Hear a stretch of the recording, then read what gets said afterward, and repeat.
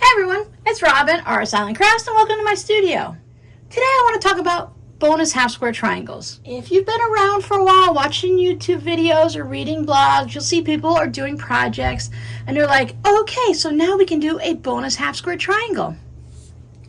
Don't forget to make your bonus half square triangle. But not everyone tells you what to do with those half square triangles. Yes, you can save them up and make a quilt. You can turn them into table runners or pillows and stuff like that. But what if that's not what you want? Today I'm going to show you how to figure out how to make a little zipper pouch using your bonus half square triangles. In a recent video, I showed you that I had made these little ice cream cozies for the little pint-sized ice creams to help keep your fingers from being frozen. And by creating these darts, I ended up with a bunch of triangles. I turned them into half square triangles. I trimmed mine down to 2 1/4, but this technique is going to work for various sizes. With Christmas right around the corner, a lot of us are thinking, what can we make for the gift giving season? Zipper pouches can actually work for anyone on your gift giving list. Many of us are always looking for something to put something in to keep it a little more organized. So let me show you how I made this pouch with no real measurements, just by going off of what I already have in my half square triangles. I will link down below to one of my more popular zipper pouch tutorials. In that video, I walk you through each and every step. Today, we're going to mainly talk about how to create the outsides of the pouch using little scraps of fabric that we have. This is my main zipper size. I tend to aim for a 9.5 by 5.5 before I sew it in. By the way, I use the same sunflower fabric here on the back. So I'm going to start out with a 14-inch zipper. I like to have my zipper longer than my pouch. It just makes it so much easier to sew it all together. I pulled out some fabrics that I thought would go well together. This time I'm going for a darker brown because my green is a little bit darker. You can audition your fabrics on here to see how it looks. See if you decide if you like those colors together, and then audition your zipper. Also, I went with the dark brown zipper. I also have the same sunflower fabric from the half square triangles to go on the back. That'll be a nice bold look on the back. I like to use a lighter color for the lining. This time I have a creamy tan color, which is going to go great with the browns. So we need some fabric for the lining. And I'm going to use fusible fleece. That just means I don't have to do any quilting on it. For a pouch this size, I can just go ahead and use the fusible fleece. It'll give it a little bit of structure and a little bit of squishiness, and I don't have to worry about doing any quilting to hold the batting in. You, of course, can use batting and do a little quilting. The first thing I want to do is I'm going to sew all 4 of these together so that I know what I'm working with size-wise. You can sew these in any type of a pattern or configuration that you'd like. Maybe you want to make it more of a square. Maybe you want to make a pinwheel out of it. Maybe you only want to use 3. I like the idea of taking these 4 and after I finish my project to go ahead and use them up right away. That way they're not just sitting on my shelf calling to me, Robin, come turn me into something. I can make something right away and just get it out of my craft room and I don't have to worry about it. So I'll sew these together. I'm going to use a 1/4 inch seam allowance, but whichever you use is going to work. We just want to make it uniform all the way across. Since you made half square triangles, you're most likely some form of a quilter, or you know at least how to make some quilt blocks. So go ahead and just sew with your standard 1/4 inch seam, 2.0 stitch length, and it's going to work out fine. Now again, I'm aiming for this piece to be a 9.5 by 5.5, but if it's 10 by 6, or if it's 8 3/4 by 5 1/4, it's going to be fine.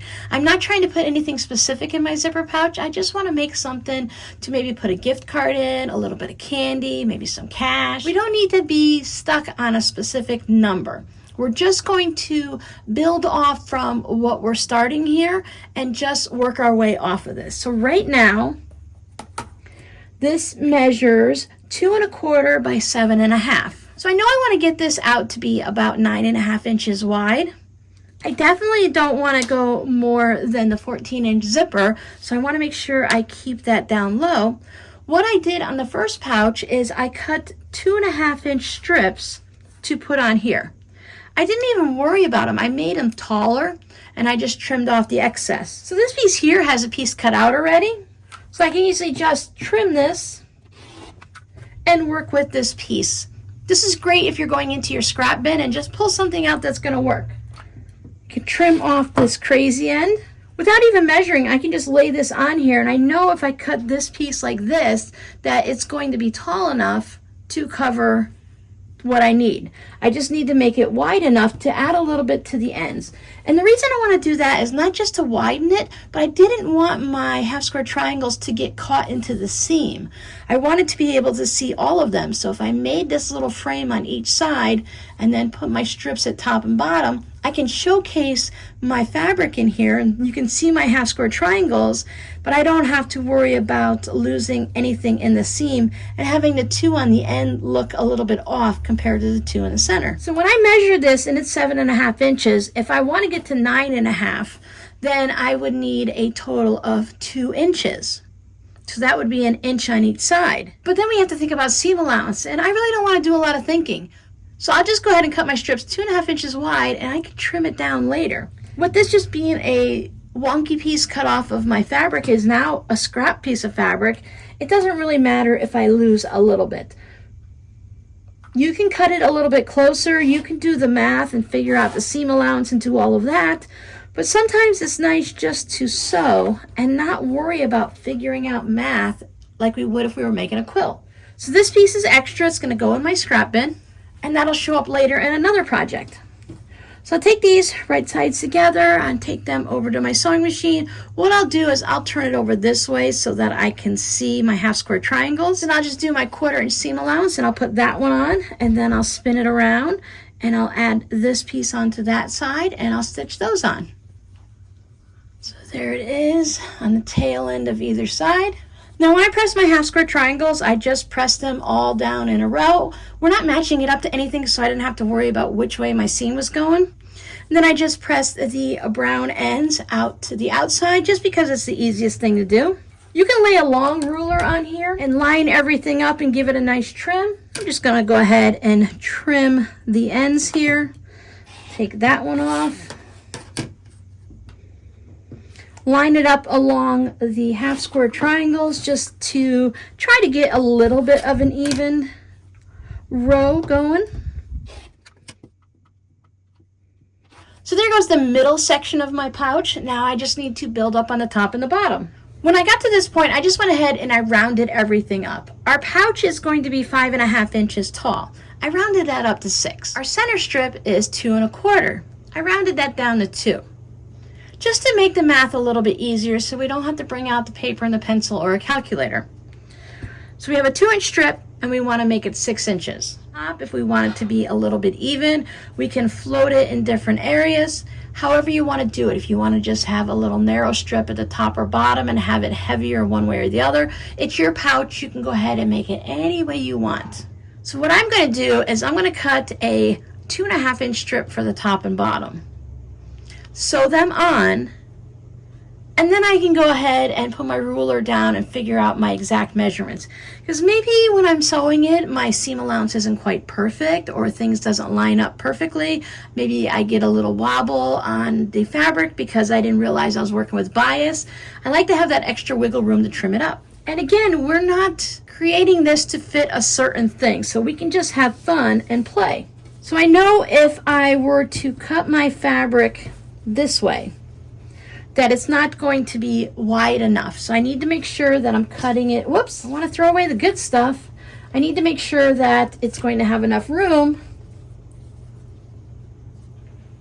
to fit this piece onto it. So you can take this to your scrap area wherever you have your little bits of fabric, and you can lay it down and measure. If you're just adding, maybe you want to put a piece of green on each end to go ahead and highlight this instead of framing it around. Since I work with scraps a lot, I don't mind having a little extra. So I'm going to lay this right down onto it. I'm going to make sure that I have enough fabric to go all the way across, and then I'm going to trim this extra off. Remember, I can always trim off on these ends too, because this is longer than I originally planned. This isn't 9.5 inches. But I'm going to go ahead and just put it on based on the length of this so I can square it all up. But you could just take your ruler, lay it down, Everyone works differently. Our minds look at things differently. So you could lay this down and you'd want to make sure that you're going to have an equal amount on either side. So if I put 1 1/4 inches on this side, do I have 1 1/4 inches on this side? Pretty darn close. Whatever works for you depending on the size of your half square triangles. So I could just take this and trim this up here. Then I know that this is the width that I'm going for. Sometimes it's nice to just have things a little oversized so that you can trim down later. It can just make the free-form thinking of it go a lot quicker. So let's square up this side. Make sure everything stays nice and even. And then I said 2.5 inches. You can go 2 1/4. You can go 3. Maybe you want your pouch to be a little bit taller than mine.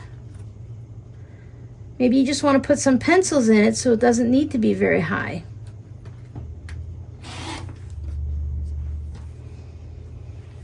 So as you can see, mine is much wider, so I need to at least trim off one end to make it even.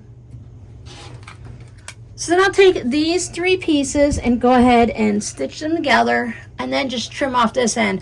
And when I press it, I'm going to go ahead and press to this brown section because I have all the seams on my half square triangles that it's going to be easier to press it to the brown. You can bring this in just a little bit if you'd like so that you don't have to worry about being exact on the ends. I find a lot of the times if I'm going to have any wonkiness, it's going to be right there on the ends. There is our pouch. I just need to trim this up to the size that I want it to be, or you can just trim those 2 ends off. But I know I'm going for about 9.5, and I'd like to be around 5.5 for the width, and I can adjust it so that it's a little bit wider on the top or a little bit wider on the bottom just by moving my ruler. You can measure it and be spot on for both sides. Make sure you have equal amounts. It's totally up to you. Trim that off. If you have leftover jelly rolls, this would be really great because you could just add a jelly roll. You're going to add a jelly roll to the top and bottom. Put a little bit something on the sides.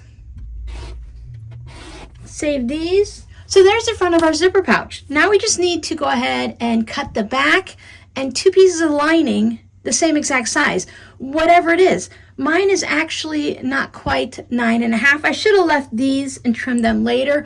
Mine is just 1/8 of an inch short of 9.5, but that's going to be perfectly fine. If you ended up with some weird number, you can just take your front piece and lay it down on your back and just cut around it. I like this clumping right here of sunflowers, so I want to go ahead and use that. So I'm actually going to lay mine right on there like that. I'll just trim right around it.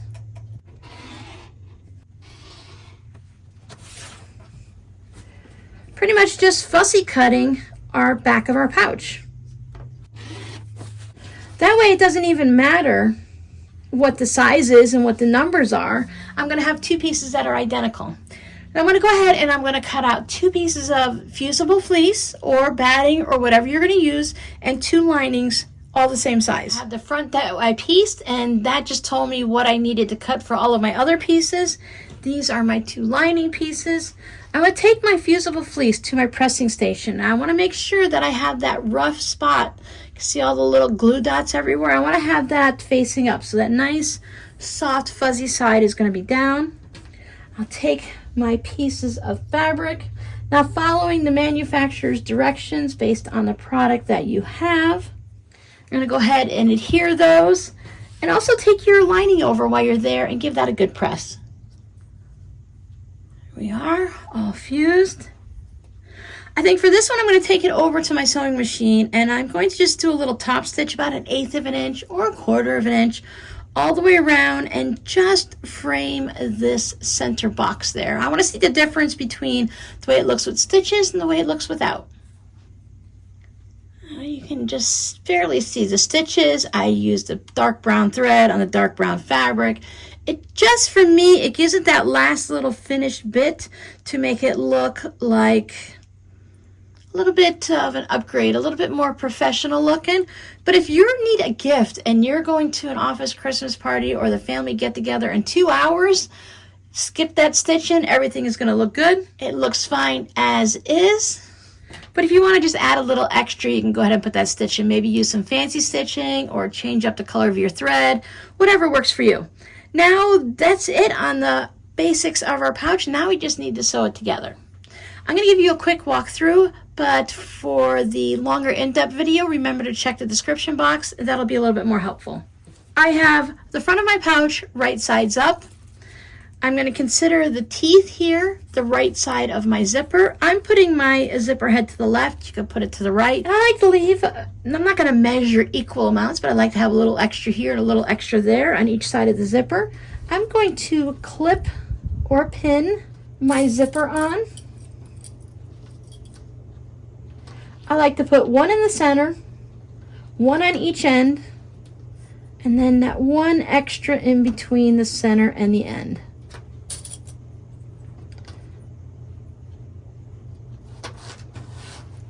So just 5 clips, whatever works for you. You can do no clips at all. Some people like to take this over and stitch their zipper. Now, I prefer to put my lining on. My lining doesn't have a right or wrong side, but you want to have right sides together. So if you have this side up, and then your lining goes face down, and then I just move my clips. Now I use a zipper foot. Some machines you can just use a regular foot, totally up to you and your comfort level and your machine. I am going to stitch all the way down here. I'll show you what it looks like. There's my stitching line on both sides. I'll take it to the iron and I'll press this side away from the zipper and I'll press this side away. I'm using a nylon zipper, so I'm going to keep my iron away from this the best I can. There it is, all nice and flat. Everything is basically even all the way around. If yours is a little bit off, you can always trim it up. It's going to be okay. Then I take this side and I need to decide which is the top. Do I want it to look this way or do I feel like it goes this way? I don't like these two upside down, so I'm going to consider this to be the top edge. Since I put the zipper along the top, I didn't show you that part, but it goes along the top. Make sure you have it to go in the right way. Right sides together, top meeting the top of the zipper. Line it up here on my edges and across the top. Pin or clip. Then we flip it over. Now we want to have the lining touch the lining and the outer pieces touch the outer pieces. So if your lining has a right side or wrong side, we want to have right sides touching. So if this is my right side, let's say I have butterflies on it, I want to have them both touching like that. Line it up along the edges and along the top. Again, some people like to sew one side on first, come back, put the lining on, reclip everything, and then sew the lining side. You can do that if you have a problem with these not staying together and they start shifting as you get further down at the end. I find that the clips hold it really well, so I don't worry about it. When I do larger ones or the fabric seems a little bit more slippery, I just put extra clips in between just to hold everything really well. Taking it back over with my zipper foot, and I'm going to stitch all the way down. I don't back stitch on the ends or anything. It's going to take care of that when we sew the pouch together. What we should have right now is we should have one side with 2 linings and one side with our outer pieces, one for the front and one for the back. When I press these, I like to take my large tailor's clapper and I put it right there where this end of the fabric is, so right as it's going up onto the zipper, and I like to just give it a nice firm press. The fabric is hot, my wool pressing mat is hot, and then I just put the weight of the pressure from my hands and the weight of the wood, and it just helps flatten this section out just a little bit. I just find for me it stays in place, it looks nicer, and it's easier when I do my 2 rows of top stitching. In the past, I would have like a little bubble of fabric like right here, and it would just look a little bit higher up. Nobody would notice it. Nobody's ever said anything. It's not a problem, but I like just to have it nice and flat. So I'm going to take it over and I'm going to top stitch about 1/8 of an inch just along here on this side and this side. And that's going to hold the fabric down in place. It's going to keep it so that the lining doesn't creep up and get into our zipper. Not everybody does it. You don't have to do it if you don't want to. I've seen people sell hundreds of bags with no top stitching on there whatsoever. I like to add that little bit. I like that look of it just right there, that nice line of stitching. It does take a little bit of practice to get that line of stitching to not waver too much. So if you're struggling a lot and it's just causing a lot of issues because you can't get it nice and straight, just go ahead and skip it. Okay, you can see the stitching lines if you can't see the actual thread. Very important step, make sure your zipper is to the inside of your pouch. We are going to sew right here and trim off the extra. So if the head of your zipper is here, we're going to trim it off, and it is not fun to get it back on. So I just make sure that I put it in here. I like to keep it more towards the center and away from the edges. We're going to take the two outside pieces and put them together. You can lift them up. Your two lining pieces will fall down. I just pop a few clips around. When I sew this together, I want to leave an opening here about 3 or 4 inches, just depending on the size of your pouch. You want to leave it open enough that you can turn the pouch, pull it through that hole, turn it right side out. So I'll back stitch here and I'll come to the corners. Now you need to go slow when you're going over the zipper. It's not a metal zipper, so our sewing machine can go over the nylon version. You might get stuck a little bit here and your sewing machine might get a little mad at you. Just back it up and you can hand crank it through to get through this thickness. These pouches usually aren't too bad. Then we're gonna follow it through. I can do about a 3/8 of an inch seam allowance. You can do a 1/4 inch if you want. Sometimes getting that nice 1/4 inch is a little hard. Usually bag makers will go to a 3/8 of an inch or a 1/2 inch. Whatever you choose, you just wanna be consistent all the way through. 2.0 stitch length, but I will just follow all the way around. You can go and back stitch over the zipper area, and you can come back right around here, leave your opening, and do a little back stitching. Some people like to put pins here, stitch all the way around. The zipper is on the inside, so it's now safe to trim everything up. I cut off my zippers flush to the side of the pouch. I trim my corners to reduce bulk. So if you're looking for more tips, tricks, and details, remember you can go ahead and check out the other video where I show you step by step, more in depth, instead of just kind of glancing through it and going quick. I like to trim any extra seam allowance that I might have. I never trim anything in the opening because I want to leave that nice and wide. Yes, I do save the ends of my zippers. I am determined to find some fun projects to do with them next year. Next year, 2023, is going to be the year of scraps and leftovers, finding uses for all the little bits of things that I've saved.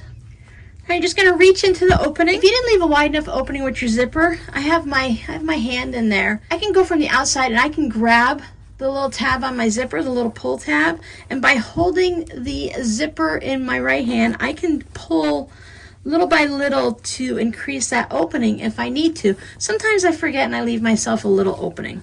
So just grab my corners and gently pull it through. Since we back stitched on each side of our opening, we don't have to be very, very gentle, but we don't want to tear anything.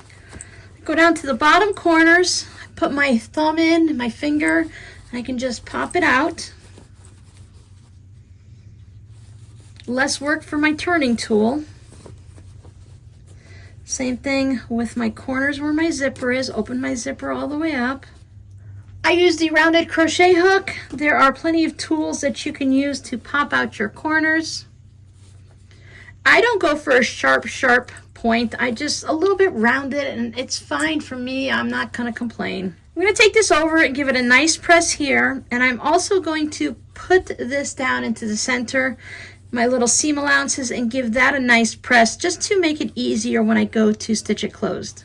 So once everything's pressed and looking nice, I want to go ahead and close up this hole. Some people like to close it by hand, but I'm just going to take it over to my sewing machine, and I'm going to use a thread that is similar in color. I would not want to use my dark brown thread here. Just line it up, and I'm going to top stitch. I'm going to start a little bit past the opening, and I'm just going to go right along that edge, about 1/8 of an inch, give or take. That's why I don't trim that extra seam allowance, so it stays down there nice and neat, and I don't have just a little tiny little 1/4 of an inch that I'm trying to fold under and to make sure I'm catching it when I stitch it. There it is. You can see the stitching. Tuck everything down, add a little tassel or zipper pull or something to it. Sometimes the lining, you just want to get it down the corners and the corners. You can always give it another little press to make sure it looks good. So now you have a gift to go with the original gift that you got, those bonus half square triangles. You have a secondary gift that you can give someone else. You can keep it. I'm going to be putting both of mine into my Etsy shop, so if you're interested, you should be able to find those there either by the time this video comes up or prior to my next Whip It Wednesday. So I hope you guys enjoyed a different way to just make a zipper pouch, just to basically make it up as you go along, but to still have something that is very similar to your standard zipper pouch with the numbers that you normally use. You're just adding an extra piece. You can put a piece of scrappy fabric in there, and you wouldn't even have to put the tail ends. Let's say you had a piece of this sunflower fabric. You can just put that strip right through the center, make it whatever width you want, and then build up to there. Maybe you have some leftovers from when you made your whatever with this fabric. So I hope you guys enjoyed this video. Your scrappy word for today is math. We used a little bit of math, but we just kind of used maybe a little robin math. I like to round things up and just kind of lay it down and go and eyeball it without having to go totally into the in-depth quilting math. So I hope you guys make a lot of zipper pouches, whether you just make a zipper pouch or if you add a little decoration, and I'll see you guys in the next video. Bye!